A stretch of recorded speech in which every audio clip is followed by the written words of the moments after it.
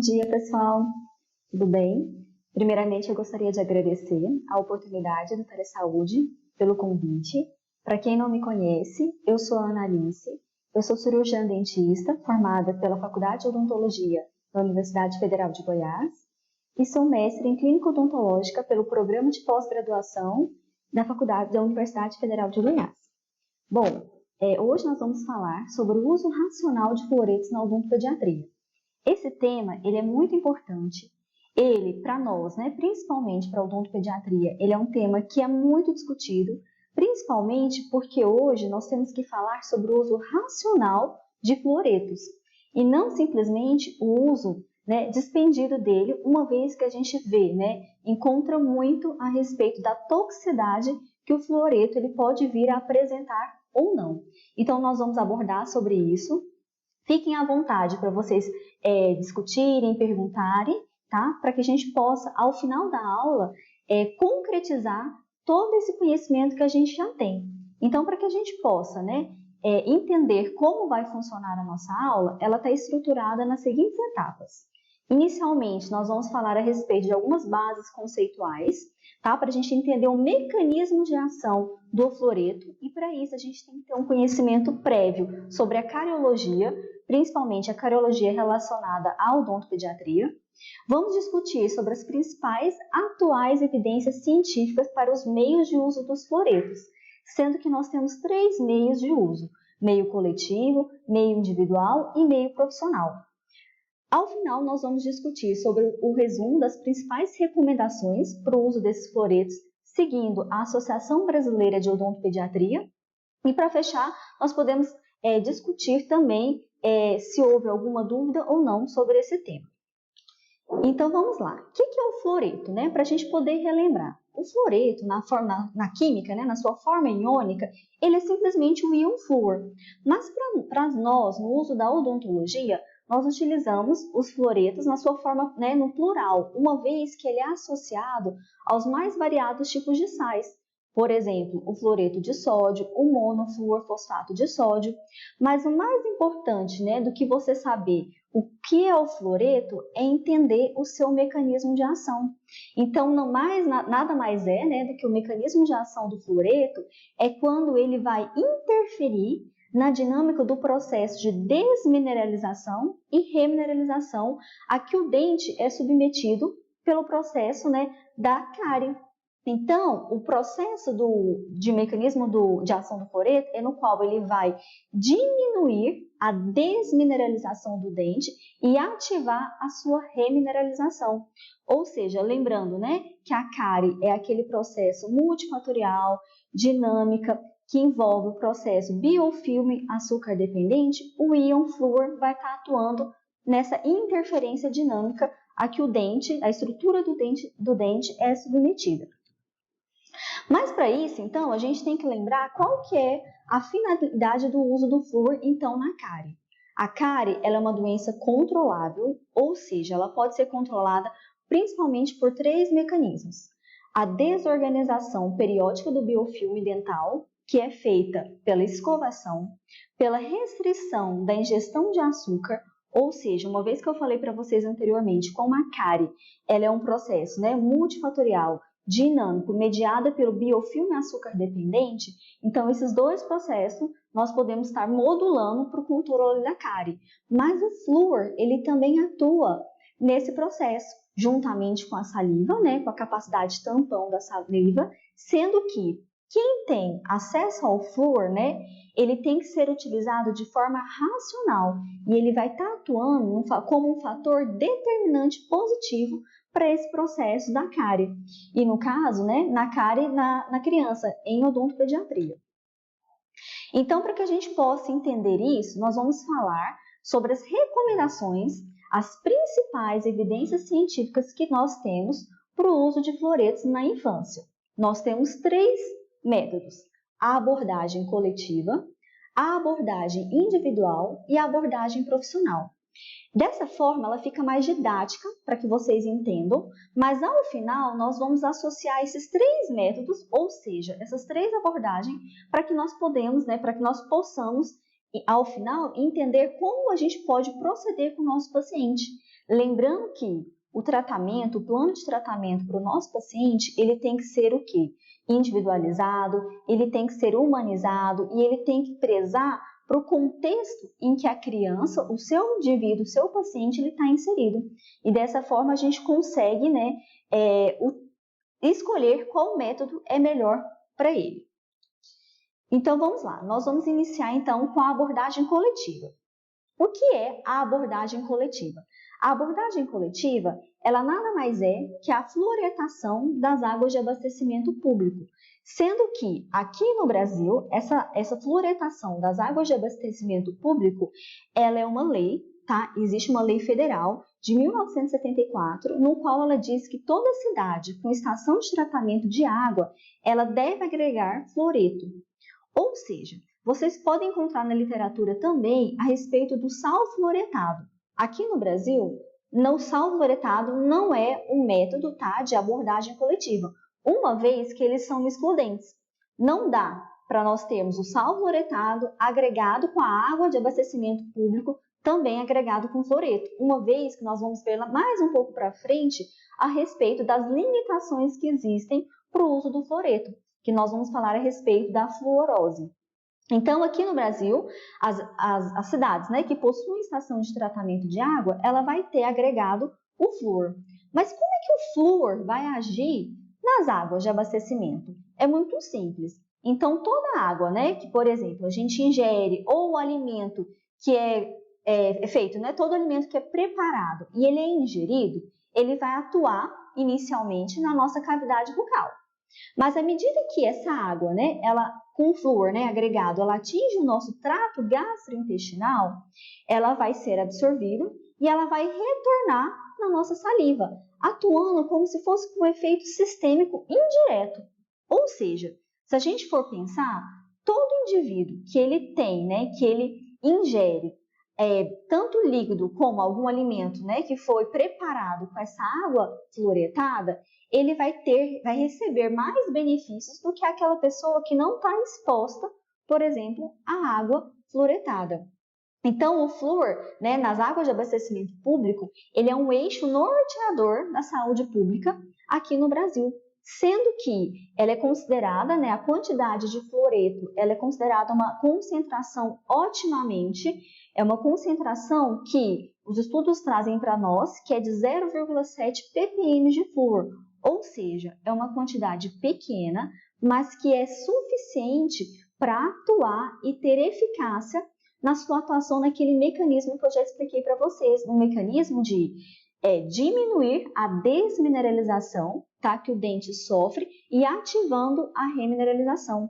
Lembrando, pessoal, que não adianta você simplesmente, né, ter acesso ao flúor, utilizar, seja ele de modo coletivo, seja ele de modo individual ou modo profissional, que nós ainda vamos abordar, se você não fizer também o controle do biofilme, a restrição de ingestão de açúcares, uma vez que nós entendemos que o flúor, ele não vai impedir que esse processo aconteça, mas ele vai estar atuando nessa tentativa do equilíbrio, tá, do processo descer.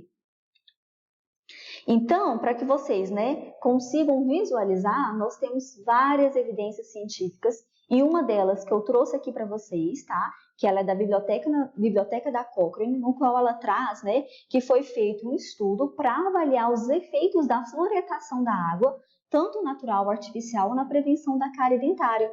E ela trouxe aqui para nós esse estudo de 2015, mostrando que a fluoretação da água é sim eficaz na redução dos níveis de cárie, tanto na dentição decídua como também na dentição permanente, mostrando então para nós que essa água, né, que nós ingerimos, que ela é fluoretada, ela é muito benéfica, ela traz, né, para nós uma grande conquista, uma vez que nós sabemos que, como eu falei anteriormente, pessoas que não estão expostas ao flúor, né, da água de abastecimento, ela não tem, né, essa concentração, tanto quando a gente ingere, quando também ele retorna após o processo de absorção e retornando na saliva. Certo, então com relação à abordagem coletiva, nós já entendemos que é com relação, né, à água de abastecimento público. Agora nós vamos falar sobre as abordagens individuais que nós temos disponíveis. Se vocês tiverem alguma dúvida, tá? Podem mandando, ficando à vontade. Com relação às abordagens individuais, nós temos 3. Soluções fluoretadas para bochecho, dentifrícios fluoretados, que são as nossas pastas de dentes, e nós também temos os suplementos ou comprimidos de fluoretos. Mas agora entra uma ressalva. A Associação Brasileira de Odontopediatria, ela não recomenda nenhum tipo de suplemento, nem pré e nem pós-natal de fluoreto.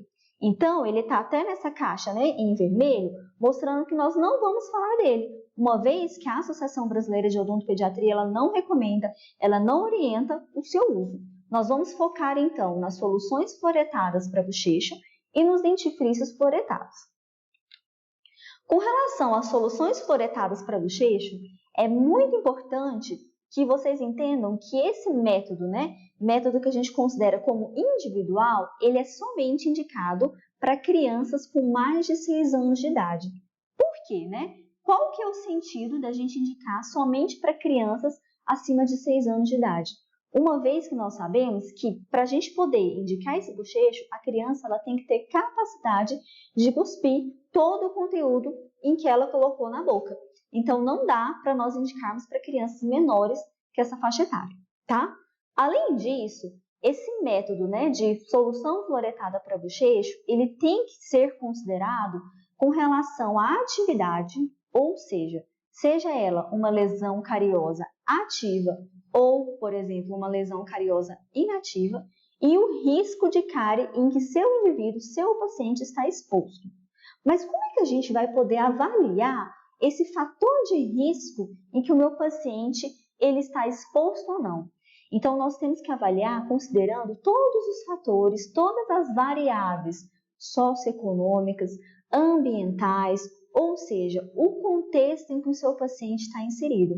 E nós vamos conseguir isso como? À medida que a gente for conhecendo o nosso paciente.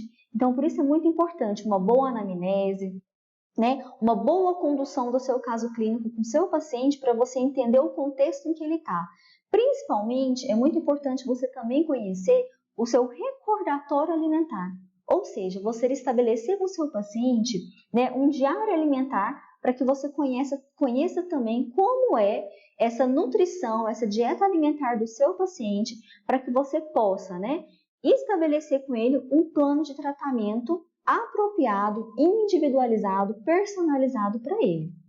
Então, isso é muito importante. E se você for indicar essas soluções fluoretadas para bochecho, você tem que prezar pela concentração em que você vai utilizar.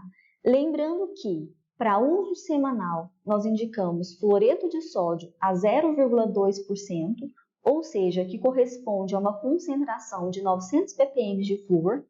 E se for para pacientes que necessitem de um uso diário, nós vamos recomendar o fluoreto de sódio a 0,05, ou seja, numa concentração de 225 ppm de flúor.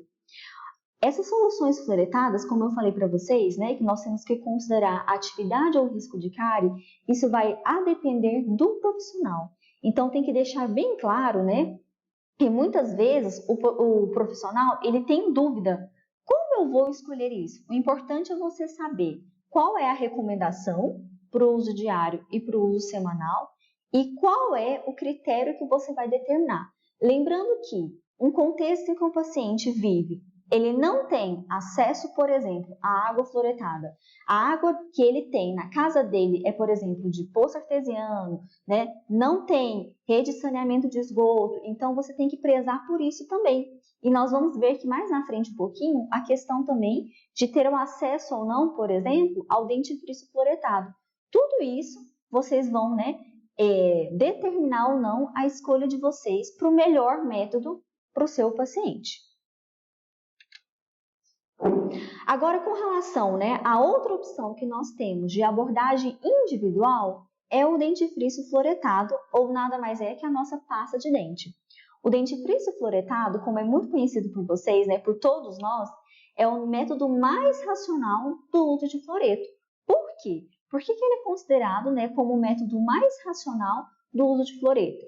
porque ele associa a desorganização do biofilme dental, que é, né, um dos grandes, né, critérios que a gente engloba na questão da cariologia, uma vez que a cárie, né, repetindo, reforçando, ela é um processo dinâmico, biofilme açúcar dependente, então ela associa essa desorganização do biofilme dental à exposição da cavidade bucal ao fluoreto. Então, ele é um método muito fácil, mas que ele tem que ser utilizado de forma racional, principalmente ele. Mas antes da gente falar, né, qual é a quantidade adequada do uso de dentifrício fluoretado, que ainda existem muitas dúvidas, existem muitos questionamentos por profissionais, nós vamos falar que nós temos 2 tipos de compostos fluoretados que são comumente utilizados nas pastas dentais que nós encontramos nos mercados, que é o fluoreto de sódio ou monofluorofosfato de sódio. Lembrando que o fluoreto de sódio, ele reage, quando ele entra em contato com a nossa cavidade bucal, ele reage de uma forma iônica, ou seja, por ionização. Já o monofluorofosfato de sódio, quando ele entra em reação química, vai ser a partir de umas enzimas conhecidas como fosfatase. Mas lembrando que, independente do uso de fluoreto de sódio ou do uso do monofluorofosfato de sódio, a ação é a mesma, certo? Eles estarão agindo localmente na cavidade bucal, nas estruturas dos dentes em que ele é exposto, entra em contato com a saliva, com o meio bucal. Mas vamos lá então.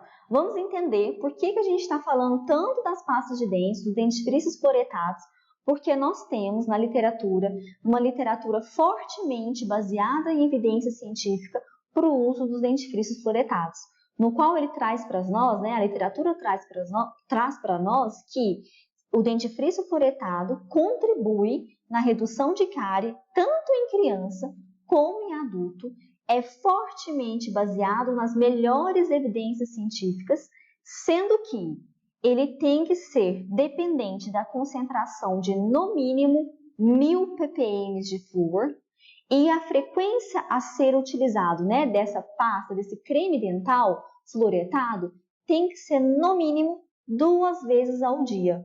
Então, não adianta a gente falar, por exemplo, a gente encontra ainda no mercado, né, pasta de dente com 500 ppm de flúor. Adianta? Não, as evidências científicas trazem para nós um respaldo que a concentração tem que ser no mínimo de 1000 ppm de flúor.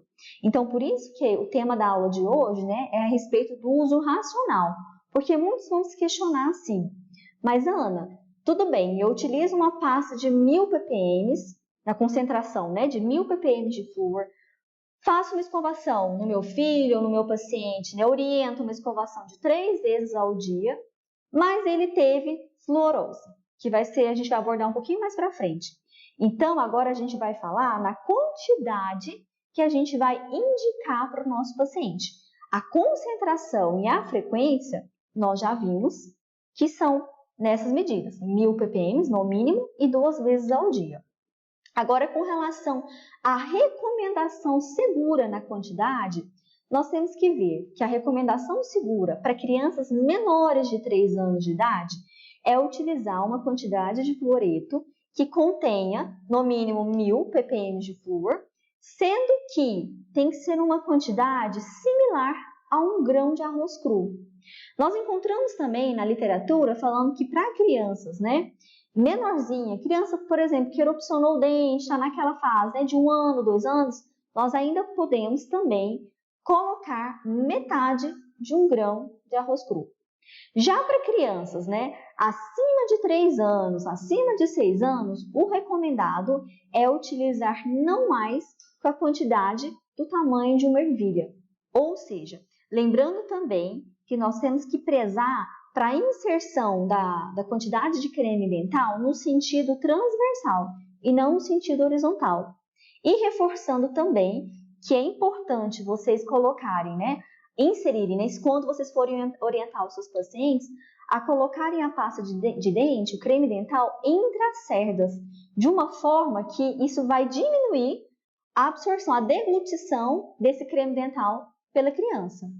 E também, se você for orientar na questão, né, da escovação, prezar por iniciar na arcada superior no molar, uma vez que isso também vai diminuir a deglutição da criança, porque a criança, principalmente a criança menor de 3 anos, ela tende o quê? Quando você vai iniciar a escovação dela, a fechar a boca e a engolir todo aquele conteúdo que ela tem. Então, se você iniciar pela arcada superior, por exemplo, né, na região posterior, isso facilita, né, a questão da agregação do flúor no dente, na estrutura do dente, e diminui a deglutição da criança desse conteúdo, certo? Então, nós temos que prezar por isso. A Academia Americana de Odontopediatria, nas suas recomendações, né, nas suas diretrizes, ela traz para nós umas evidências super atual de 2018, como está aqui, para vocês visualizarem que essa quantidade ela é suficiente e ela é segura. Então, eu trouxe para vocês uma revisão sistemática para que vocês possam, né, ver que a evidência científica que traz para nós que crianças menores de 6 anos, né, que utilizou o creme dental, ele sim foi eficaz no controle da cárie, sendo que crianças, né, que ingeriram uma quantidade do tamanho de uma ervilha, né, similar ao tamanho de uma ervilha ou maior, elas apresentaram uma fluorose leve, que nós vamos ver lá na frente um pouquinho o que é essa fluorose, né? Seja ela leve, moderada, qual é o grau. Então, isso é importante trazer para vocês que a literatura, né, ela mostra a importância do uso do dentifrício fluoretado, porém, ele reforça que esse dentifrício ele tem que ser recomendado de uma forma segura e de uma forma racional para todos, independente se é criança ou não. Então, agora nós vamos falar sobre o outro método, sobre a outra abordagem que nós temos. Já falamos da abordagem coletiva, falamos da abordagem individual, agora nós vamos falar da abordagem profissional. Sobre a abordagem profissional, ou seja, aquela, né, que nós utilizamos no consultório, nós temos, por exemplo, o flúor em gel, a espuma contendo flúor, sendo que a diferença da espuma contendo flúor e flúor em gel é só a sua forma de apresentação. Temos o verniz fluoretado, com várias marcas, né, com vários questão comercial no mercado da odontologia. E nós temos também o diamino fluoreto de prata. O diamino fluoreto de prata, ele, para alguns profissionais talvez mais recentes, ele não seja um produto que seja tão conhecido. Ele foi muito utilizado anteriormente na odontologia. Ele tem a concentração, inicialmente, né, quando ele foi produzido, foi com uma concentração de 38%, mas hoje no mercado nós encontramos essa variação de 10% até 38% também disponível. E o diamino, para os profissionais, né, que já utilizaram, eles vão se lembrar bem. Ele foi muito utilizado porque ele tem a ação de paralisar o processo carioso. Então, ele era muito benéfico, principalmente para aquelas crianças que não tinham um comportamento colaborador e o profissional não conseguia, não tinha outros métodos, né, farmacológicos ou não, para conseguir atender essa criança, e ele utilizava esse diamino para poder paralisar o processo da cárie. Mas ele tem uma grande desvantagem, que é o que? Ele escurece, né, na dentina, ele leva ao escurecimento do dente. Então, ele tem um efeito antiestético, mas prezando, né, pelo seu benefício. Então, isso vai depender da escolha do profissional, também a escolha, né, do responsável, né? Aquele que você tem que pesar tudo isso para essa escolha. Mas nós não vamos falar do diamino especificamente, né? Isso pode ser tema de uma próxima aula ou tema para uma discussão ao final, mas o que eu quero trazer para vocês é o porquê do uso dessa abordagem profissional. Então, nós temos, né, esses produtos disponíveis para nós, mas por quê? Os meios profissionais, né, de aplicação de fluoreto, eles são em alta concentração. Então, por isso que eles são utilizados, né, por nós dentistas. Mas ele, assim como, né, as soluções fluoretadas para bochecho, ele tem que ser indicado de acordo com a avaliação do risco, ou seja, considerando todas aquelas variáveis clínicas, socioeconômicas, ambientais, ou seja, o contexto em que o seu paciente está inserido, e também a presença da atividade de cárie, seja ela ativa ou inativa, que aí você vai estabelecer o seu protocolo clínico, né, para a utilização desses produtos. Sendo que tem uma grande vantagem essas abordagens profissionais, que já é de conhecimento de vocês, seja em gel, seja em espuma, seja verniz, eles aumentam a concentração de fluoreto na cavidade bucal no momento da aplicação. E além, né, dele aumentar, né, essa concentração, eles formam um reservatório de fluoreto de cálcio. Ou seja, esse reservatório ele vai propiciar o quê? Uma maior, né, atuação naquele elemento, seja ele, né, especificamente no dente ou na superfície, né, da cavidade bucal como um todo. Mas lembrando que nós temos alguns detalhes para essa permanência maior ou menor desse reservatório de cálcio. Então, por exemplo, nós temos que ver que esse fluoreto, né, em alta concentração, ele vai atuar melhor, por exemplo, no meio com pH mais baixo, ou seja, um pH mais alto. Perdão, um pH mais baixo, ou seja, né, uma região, uma cavidade bucal com uma região mais acidulada. Então, se a gente for prezar por isso, se a gente escolher, né, um flúor gel acidulado, ele vai manter um reservatório maior do que, por exemplo, se você escolher um flúor neutro. Mas nós também temos que pensar não somente nisso, né, nessa questão do benefício, mas também nós temos que pensar no nosso paciente. Porque se a gente utiliza, né, um flúor gel, por exemplo, né, acidulado, nós temos que ver que pode, né, a criança, ela pode, né, caso ela venha a deglutir esse flúor, ela pode apresentar, né, um certo desconforto. Então, a gente tem que prezar por toda a condição que propicie a escolha de qual fluoreto, de qual abordagem profissional que você vai estar utilizando, certo?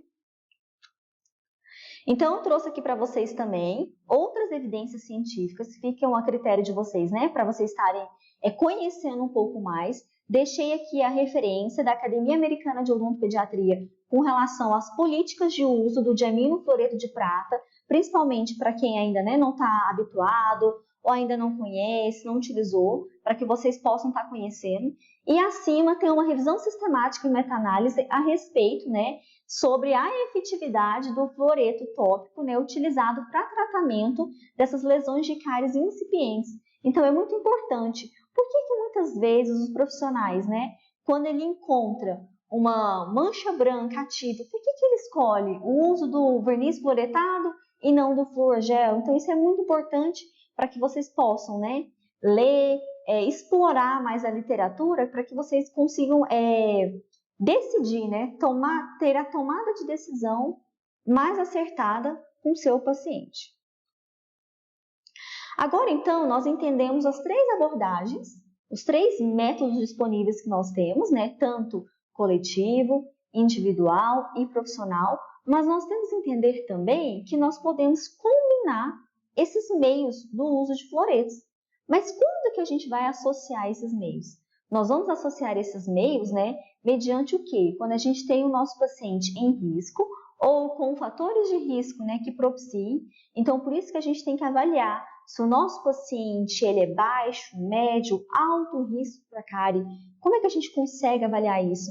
Então, a gente tem que ter aquele conhecimento prévio, né, sobre os conceitos, sobre a cariologia, né, sobre o diagnóstico, sobre a conduta, para que a gente possa estabelecer. E também nós temos que avaliar a respeito da atividade da lesão de cárie, seja ela ativa ou inativa. Mas como é que eu vou estabelecer, como é que eu vou indicar esses meios adicionais para o meu paciente? Então, a escolha do meio adicional, né, do uso de fluoreto, vai a depender de você, de acordo com a sua experiência clínica e também de acordo com o conhecimento que você tem, ou seja, na relação que você estabeleceu, né, de vínculo com o seu paciente, do comprometimento dele com o protocolo escolhido. Então, tudo isso tem que ser muito bem conversado, muito bem, né, explicitado, principalmente quando a gente lida com criança, com o responsável, aquele, né, que vai estar junto com a gente, que vai estar monitorando, que vai estar acompanhando. E todas essas combinações, ela envolve também o quê? O retorno, né? O monitoramento periódico do seu paciente. E esse monitoramento que você vai fazer com o seu paciente, ele envolve quando você vai classificar o seu paciente, né? Você vai falar se ele é baixo, médio ou alto risco para cárie. Então, tudo isso envolve esse contexto, as variáveis, né, sociodemográficas, clínicas, ambientais para o seu paciente, para que você possa, né, estabelecer com ele o melhor uso desses meios de fluoreto. O acesso à água fluoretada, né? A utilização de dentifrício fluoretado na concentração adequada, a frequência, né, de higienização feita conforme a recomendação segura, a questão do recordatório alimentar, ou seja, a dieta alimentar do nosso paciente, ela, né, é uma grande aliada. Você conhecer como é essa dieta alimentar do seu paciente é muito importante para que você possa, com isso, ter a melhor escolha e estabelecer o melhor plano de tratamento. Lembrando que, quando a gente fala de flúor, hoje a gente escuta muito, né, de muitos pais, até de alguns profissionais, aquele receio, né, a respeito da toxicidade que o flúor vem a apresentar. Mas como vocês viram, né, todo esse momento que a gente já teve inicial da aula, o flúor, ele é benéfico. A literatura, as evidências científicas estão fortemente, né, embasadas. Nós temos respaldo para mostrar para o nosso paciente que o uso de flúor na odontologia, principalmente na odontopediatria, ela é benéfica na redução de cárie. Sendo que a grande importância é saber utilizar a quantidade adequada. Então, né, nós temos que prezar por isso com o nosso paciente. Então, para que vocês possam visualizar aqui as recomendações, né, sobre o uso de fluoretos, nós temos os meios. Então, por exemplo, a água, né, otimamente fluoretada na concentração que eu falei para vocês, né, de 0,7 ppm de flúor, ela não tem restrição. Ela é de uso coletivo para nós. Agora, com relação ao dentifrício fluoretado, ou seja, ao nosso creme dental, ele é indicado, né, para uso individual, diariamente para todos nós, seja ele criança ou não, mas ele tem que ser supervisionado, principalmente para crianças menores de 6 anos. As soluções fluoretadas para bochecho, né, ela é de acordo com a concentração, ou seja, né, na concentração de 0,2% ou de 0,05%, sendo que ela vai ser indicada, né, de acordo com o risco ou atividade cárie que o seu paciente tenha, e ela é restrita para crianças acima de 6 anos, como já falado anteriormente, né, pela capacidade, né, de cuspir todo aquele conteúdo, né, de eliminar todo aquele conteúdo e a criança não acabar vindo ingerir ele e apresentar algum tipo de toxicidade, né, decorrente dessa ingestão. Agora, com relação ao gel, ao verniz, ou, por exemplo, né, ao uso da espuma, né, fluoretada, a indicação ela também é individual, a abordagem ela é profissional e ela também é de acordo com o risco ou a atividade de cárie, sendo que todas essas combinações desses meios podem acontecer ao mesmo tempo, mas ela vai ser de acordo, né, individualizada com você profissional, seu paciente e o comprometimento dele de acordo com o plano de tratamento estabelecido. Então, para que fique claro, né, para que a gente finalize essa parte, né, do conhecimento das bases conceituais, das principais evidências científicas sobre esse assunto, nós também temos que falar sobre as limitações que nós temos sobre o uso de fluoreto. E as limitações que nós temos, né, na odontologia com relação ao uso de fluoretos é que qualquer flúor, né, absorvido pelo organismo e que circule na nossa corrente sanguínea, ele pode sim apresentar ou manifestar algum efeito, né, algum potencial de efeito colateral. Nós precisamos saber disso, nós precisamos deixar nossos pacientes cientes, mas é por isso que eu gosto de ressaltar com vocês a importância, né, do uso racional. E aí nós temos os efeitos colaterais. Eles dependem da dose absorvida e do tipo de exposição. E nós temos dois tipos de toxicidade do flúor. Nós temos a aguda ou a crônica. Vamos agora nós só esclarecer a diferença de cada uma para que fique claro para vocês. Então, o que é a toxicidade aguda? A toxicidade aguda é aquela, né, devido à ingestão de uma quantidade excessiva de flúor em uma única só dose. Ou seja, de uma única só vez, isso pode acontecer? Pode demais. Quantos de nós, né, dentistas, seja odontopediatra, clínico geral, nós já escutamos o quê? A mãe, né, ou conhecido relatar que o filho ingeriu uma pasta de dente, um tubo de pasta de dente. E aí? Como eu vou avaliar? Será que esse paciente que ingeriu, ele vai apresentar, né, algum potencial com efeito colateral? Então, nós temos que entender que existe a dose provavelmente tóxica, ou conhecida como DPT, que é um cálculo, tá? Que ele é 5 miligramas de flúor por quilo de peso corporal. Então, vocês, ao conhecer, né, o peso do seu paciente, você pode calcular e verificar se o seu paciente, ele vem a apresentar alguma dose provavelmente tóxica ou não. Porém, qualquer ingestão, né, de uma única só vez, de uma única só dose, o paciente pode apresentar alguns sintomas, como, por exemplo, sintomas mais leves, como um leve mal-estar, né, gástrico, vômito, aquela sensação, né, de irritação do trato gastrointestinal, e dependendo da dose, tá? Essa intoxicação pode ser mais grave e até levar à morte. Mas isso, gente, é quando o profissional ele não presta, né? A família, o responsável não presta mesmo socorro, porque a gente precisa, né, orientar. Todo procedimento que a gente faz um paciente, que a gente utiliza um produto, que a gente sabe que pode apresentar alguma toxicidade, a gente tem que tomar os devidos cuidados. Então, se você for utilizar algum fluoreto, né, abordagem profissional, um verniz, aplicar um fluorogel, um fluoroespuma, tem que realizar todo o controle, né?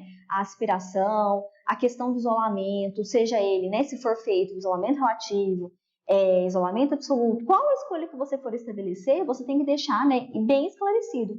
E caso o paciente venha a sentir esse mal-estar, nós podemos recomendar também o uso, né, de ingerir, por exemplo, hidróxido de alumínio. Por que o hidróxido de alumínio? Porque o alumínio, especificamente, ele vai interagir com o flúor, diminuindo a solubilidade do flúor lá na região do trato gastrointestinal. Ou seja, né, ele vai contribuir para que o flúor ele seja menos absorvido, ele tenha menos interação lá na corrente sanguínea. Então, é uma opção. Também nós podemos, né, indicar outras opções, mas quando a gente não conseguir solucionar, a melhor indicação é recomendar para que procure uma assistência médica, prestar, né, toda a assistência para o seu paciente. Mas que fique claro para vocês, né, para que vocês possam visualizar a respeito dessa dose provavelmente tóxica, naquele cálculozinho, né, de 5 miligramas por flúor, por quilo, né, por peso corporal do paciente, só para vocês visualizarem. Então, vamos lá. Se um paciente, tá, de 20 quilos, que corresponde, né, a aproximadamente uma criança de 5 a 6 anos, se ela, né, vier a ingerir, né, qual que é a quantidade de água, por exemplo, que ela tem que ingerir para que ela tenha uma dose provavelmente tóxica?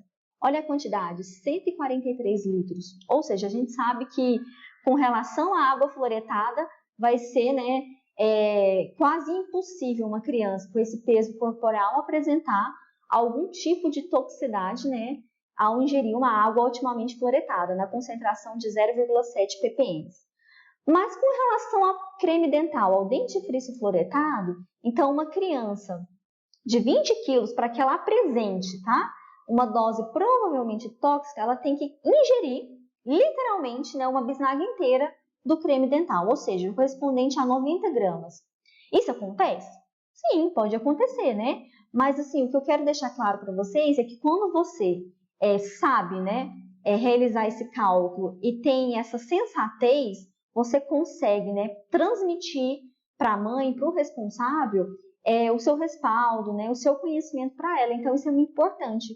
Então, se uma criança vier a ingerir essa quantidade, né, uma bisnaga inteira, uma criança de 20 quilos, você sim pode prestar, né, toda a assistência, explicar para a mãe o que pode vir a criança a apresentar ou não e deixar disponível, né, todo o respaldo para ela.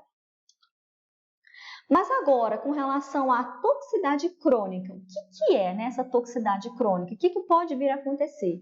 Ela é conhecida, nada mais é, né, do que a fluorose dental, que ela pode ser até um tema, né, de uma outra aula, de uma outra abordagem, porque a fluorose, ela ainda, né, é um tema muito discutido, muito falado na odontopediatria, e ela é o resultado da ingestão crônica de flúor durante o desenvolvimento dental. Principalmente em que período, né? Principalmente os dois primeiros anos de vida da criança, que é esse período de formação dentária, né? Que ela se manifesta o quê? Como mudanças visíveis de opacidade do esmalte, né? Devido a alterações no processo de mineralização. E essas mudanças visíveis vai ocorrer onde, né? Na dentição permanente. Mas a gente tem que lembrar que para essa toxicidade crônica, ou seja, né, para que a criança venha a ter essa fluorose dental, essa alteração, né, ela é diretamente, tá, relacionada à dose em que a criança está sujeita e também ao tempo de duração. Por isso que ela é conhecida como uma toxicidade crônica, certo? Mas a gente também tem que prezar que apenas o flúor absorvido e circulando no organismo, ele tem potencial de causar, né, a fluorose dental, mas a gente tem que lembrar que não é aquela ingestão de uma única só vez, certo? Só para responder aqui uma pergunta, né, da doutora Juliana, se uma criança de 20 quilos ingerir uma bisnaga toda de creme dental, né, por exemplo, correspondente a 90 gramas, o que eu devo fazer? Então, você sabe que o peso corpóreo da sua criança é de 20 quilos. A mãe relata para você que ela ingeriu, né, a bisnaga inteira do creme dental. Primeira coisa que você vai perguntar, qual que é a quantidade também de flúor que tem no creme dental, porque como vocês podem ver aqui, só voltando um pouquinho, a concentração de flúor que eu trouxe aqui para vocês é na concentração de 1.100 ppm, né? Que é nesse cálculo que eu fiz para vocês. Então, isso é muito importante, né? Além de você saber a dose provavelmente tóxica, que é 5 mg de flúor por quilo, né, do seu paciente, você também tem que saber a concentração de flúor para que você possa fazer o cálculo. Sabendo que, por exemplo, né, é nessa concentração de 1.100, então, você já sabe que essa quantidade, ela sim, ela é correspondente a uma dose provavelmente tóxica para o seu paciente. A melhor recomendação é perguntar para a mãe se a criança ela já está apresentando alguma sintomatologia. Como eu falei para vocês, né, os sintomas eles variam, né, eles ficam variando entre um leve mal-estar gástrico, até uma irritação maior, uma ânsia de vômito, até o vômito, né? Pode levar até uma parada cardiorrespiratória em casos mais graves, mas o mais importante é o quê?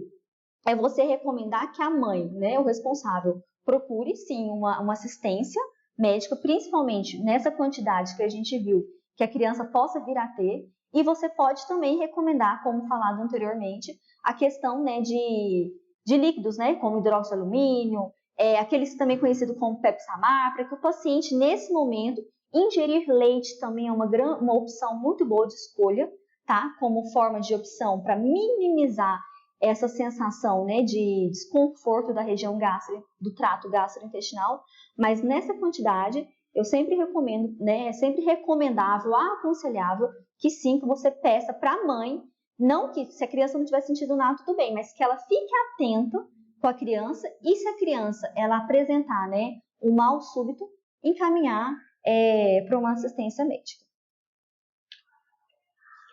Agora, então, voltando, né, com relação ao risco de fluorose, nós temos que ver, né, visualizar que a literatura traz para nós que o risco de fluorose dental, devido à ingestão do dentifrício fluoretado, ela tem sido superestimada.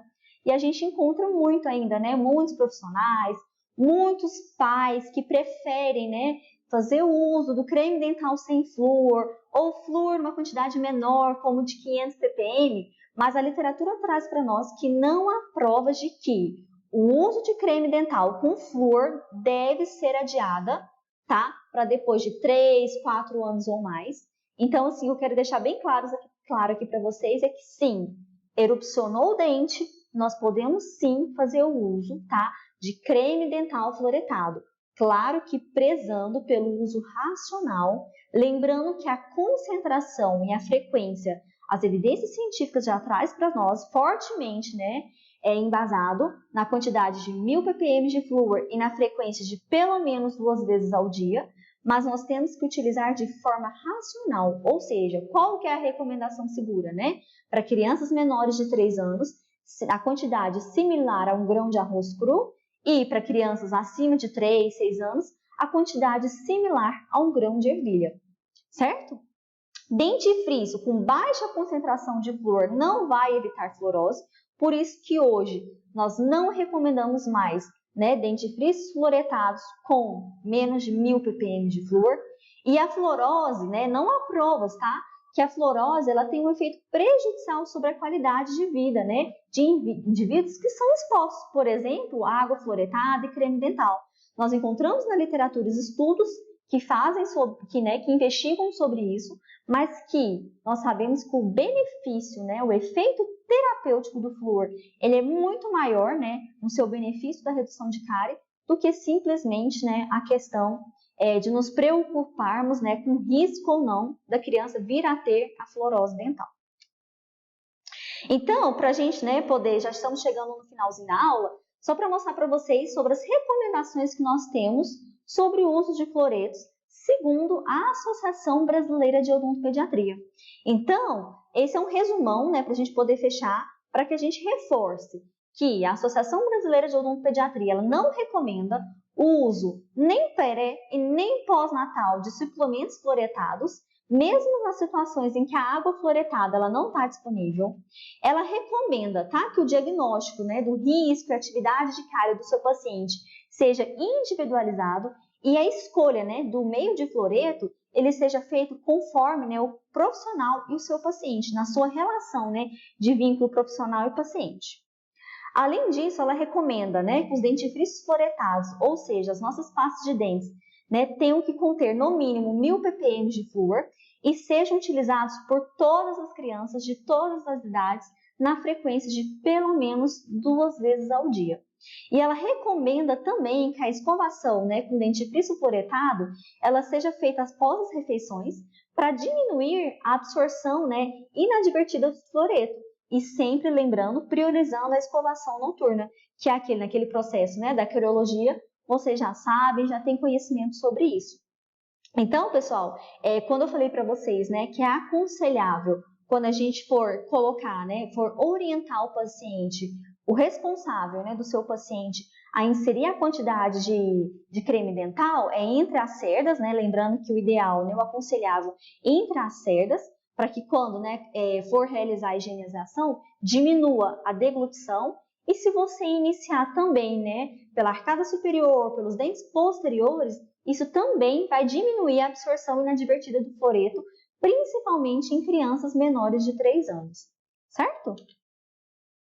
Então, para que a gente, né, possa finalizar como considerações finais, lembrando que podemos sim utilizar o fluoreto, a odontologia, a odontopediatria, ela está embasada, fortemente embasada, a literatura científica traz para nós todos os benefícios, né, do flúor, então utilizando ele de forma racional, sempre prezando, né, no melhor benefício ao seu paciente, né, ao contexto em que ele está inserido.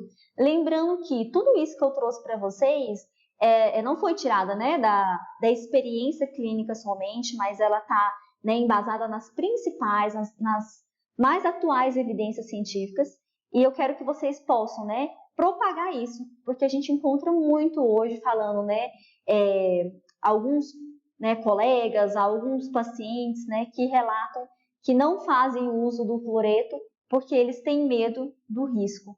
Mas se a gente for pesar, né, pelo risco-benefício, nós vemos que os benefícios que o uso do fluoreto de forma racional, de acordo com a recomendação segura, ele sim traz grandes benefícios tanto na dentição permanente como também na dentição decídua dos nossos pacientes.